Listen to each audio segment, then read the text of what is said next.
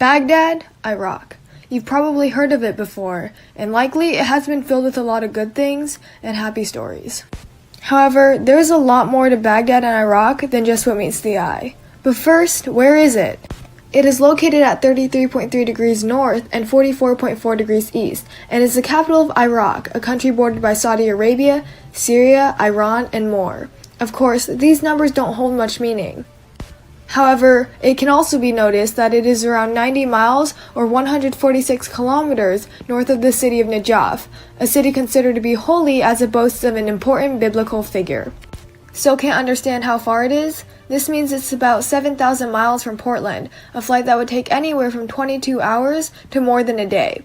When you arrive in Baghdad, you might realize that there are quite a few people there. It's actually 7 million, the largest city in Iraq, causing quite some bustle and for it to be pretty busy. The climate in Baghdad is a little more extreme than the climate in Portland. It has a subtropical desert climate featuring extremely hot, dry summers and mild, damp winters. In the summer, the average max temperature is 112 degrees Fahrenheit with extremely little rainfall. In the winter, temperatures are usually around 60 degrees Fahrenheit. However, temperature isn't the only difference you'll find in Baghdad. First of all, it should be noticed that the two officially recognized languages of Iraq are Kurdish and Arabic. Most people you will see will speak Arabic, as that is the most common language, with the Kurdish coming in second. When in public, most people are not loud and mainly keep to themselves. Family arrangements are also a bit different than those in the US. Due to the extreme population loss through the Iran-Iraq war, the government has taken many steps to increase the population. Couples also live mainly in two ways, with the husband's extended family or as a nuclear family. Due to the economic state, several generations often live in the same household, with the oldest male heading the group. Taking care of the children is left up to the woman of the family, even if they live in a nuclear household and work outside of the house. Baseline is, families in Baghdad have similar structures as extended or nuclear, but are often a lot bigger and should be treated with respect. Culture-wise, people in Iraq largely value family and are often dependent on each other, whereas in the US, family is important, but independence is also valued. Family is not the only difference that exists. There is also a difference between religion. Islam is the officially recognized religion of Iraq, a religion practiced by around 95% of the population. The Muslims are split into two groups, the majority Shias or Shittites and the minority Sunnis. These two groups have different views on religion. However, a small percent of the population in Iraq is Christian, which is split into four main churches. When you go to Baghdad, you might realize that the economy isn't in the best state. Before the economic boom in the 1970s that hit Iraq due to oil production, agriculture used to be its main economic source, now only accounting for about 10% of its GDP. Currently, there are several sanctions on Iraq, many of which are food and trade related. Before these sanctions, Iraq would import around 70% of its food, now being forced to grow their own. Most people get their food from a food basket that is distributed every month. This is from an oil for food program, the only items that can legally be imported into Iraq. They sell crude oil, one of their main major industries, along with refined petroleum products and natural gas for imported items. For Baghdad, their main activity is petroleum refining. This photo here shows the Dora oil refinery in Baghdad. However, this leads to another issue in Baghdad: pollution. The environment is in a difficult position along with the economy, partially due to the number of wars they have had and the impact these wars have had on the infrastructure of Iraq.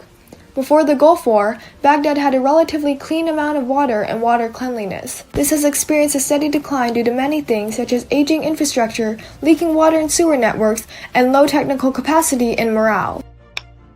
For example, there has been a recent article, Iraq's Toxic Conflict, by William Higginbotham. This article expands on the oil pollution and the issues with oil and ISIS. Iraq is still facing repercussions of the recently ended war. During this war, whenever ISIS, one of the main combatants during the war, was beaten and forced to retreat, they would set oil refineries and oil wells on fire, which could burn for months, releasing tons upon tons of black smoke and leaking into the surrounding environment. Since there are so many problems in Iraq, this one is not high on the list of being fixed, and the people who live close to these burning wells are facing the consequences. However, what Iraq may lack in some areas, it makes up for in personality and other interesting aspects. In many places, the landscape is absolutely beautiful, and there are quite a few places that you can visit when you go to Iraq. The Tigris River is very important to Baghdad. The river splits Baghdad in half, and many people consider it to be an essential part of the culture of Baghdad. It was part of the reason Baghdad was even built there. Many people also row in the river and find themselves connected to it. Sadly, however, it is now really polluted, and the government is not doing much about it. A man-made place that you should go visit is the Al-Shahid Monument, a monument that was originally dedicated to the Iraqi soldiers who died in the Iran-Iraq War. Nowadays, it is considered to be for all the martyrs of Iraq. This would be a great place to go to if you're into history, alongside the National Museum of Iraq. It is filled with fascinating artifacts. Some have been taken, but it is still a great place to go to in Baghdad, along with the Al-Shahid Monument. Not only does Iraq have the Tigris River, it also has the Euphrates River. They are known as the two rivers that define Mesopotamia. The whole of Iraq can be divided into four regions: the plains of the central and southeastern parts of the country, an upland region in the north between the two rivers known as the island and Arabia, deserts in the west and south, and highlands in the northeast. These natural features are also places you can go visit if you want to travel to Baghdad.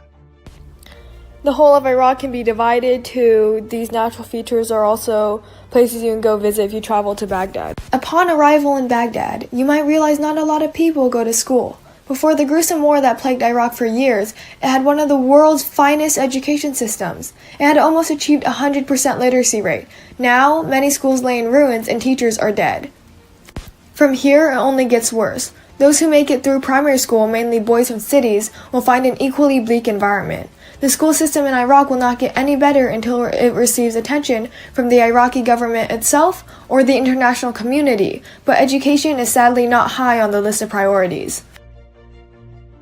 Iraq has had and still has a problem with refugees. Most are moving to the surrounding countries like Jordan, Syria, and Turkey. From there, some of the refugees make it to the US. Now, as you can clearly see, the refugee problem has not been solved. It has actually gotten worse.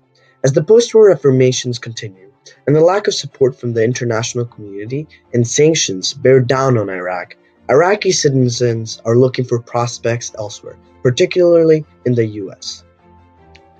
But the US is becoming less and less of a safe haven, as its president, Donald Trump, instates new legislation banning refugees coming from countries like Iran, Syria, and of course, Iraq. This will put more stress on Iraq and its neighbors, as their refugee numbers are growing, but have nowhere to go. This movement has become a pretty large part of Iraq's infrastructure, as in the past years, a lot of people have been immigrating out of it because of all the wars in Iraq. The government has not done much for this, as it is considered to be within the top 10 most corrupt governments in the world. The infrastructure has also been largely affected by all the wars, in a very negative way, as the Watson Institute of International Affairs writes.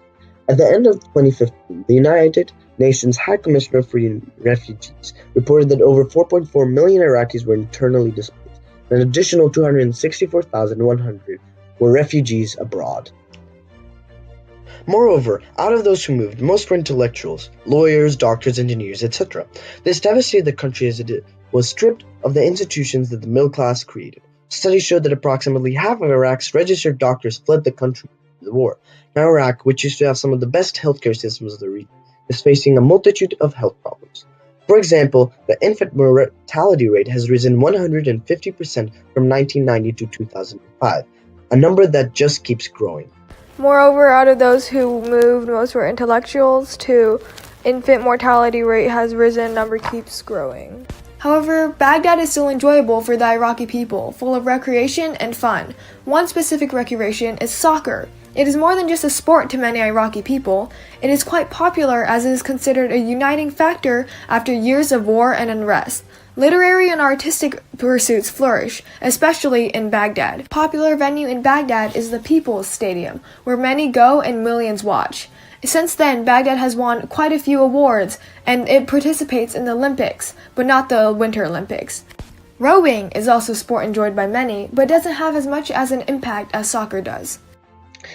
Visiting cities like Baghdad, Iraq is important, not because it would be the most pleasurable or happy trip, but because it is crucial so that you can understand what it is like to live outside the US bubble. If you experience what the Iraqi people are going through firsthand, you will be more empathetic and compassionate, caring about a nation and a people deserted by the world. Remember, Iraq is a beautiful place with tons of potential that was destroyed at the hands of humans. And humans, like us, are the only people that can build it back up, and we can start with visiting Baghdad.